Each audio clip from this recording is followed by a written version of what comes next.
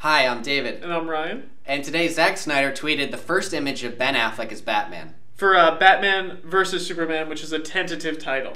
So there, you saw it, and here we are to talk about it. Yes. Ryan, what are your thoughts? You looking forward to it? Yeah, it's different than any Batman suit we've seen in a movie. It's got the small ears, which is more of a classic look. It also has a cloth look. It looks like it's covered in cloth, although it looks like he's still wearing armor. Yeah.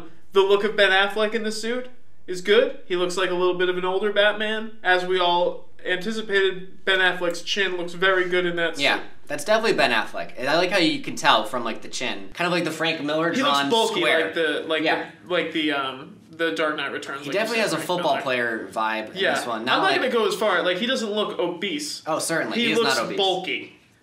Which is right for him. He's a bruiser, you know? Yeah. Okay, so looking back at the 1989 Tim Burton Batman costume, it was very black, very sleek, and it had that gold logo on the chest that kind of really stood out like a spotlight. And then we kind of moved into the Joel Schumacher nipples, and we also had the Mr. Freeze ice Batman costume, which is clearly also with nipples. Clearly meant to sell more toys. It's like, look how many different Batman costumes you can it had a very now Batman with ice fighting action kind of feel. And then we got into the Batman Begins, which is kind of actually a little bit similar to this one, where it's sort of big and bulky, but still very rubber looking. And then we got into the more motorcycle Batman with the Dark Knight.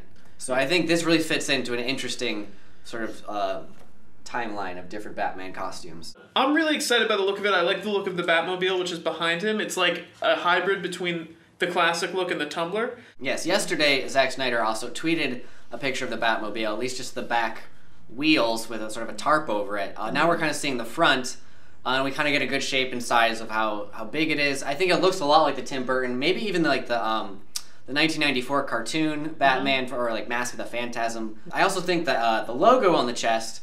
Now, this is a black and white photo, so we don't know. For all we know, that logo is blue, yellow, I'm red. hoping. I think it'll just be the plain old black and gray. But I actually think it might be blue. I think it could be blue, only because Jim Lee always kind of draws with a very blue tint.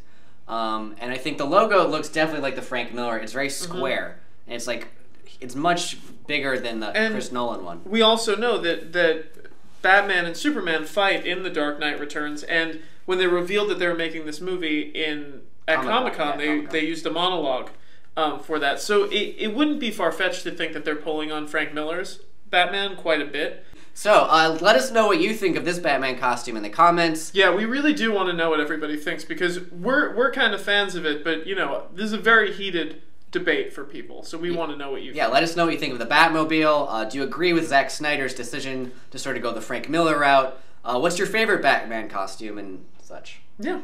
All those things and more below. Until next time, I'm Ryan. And I'm David. Thank you for watching.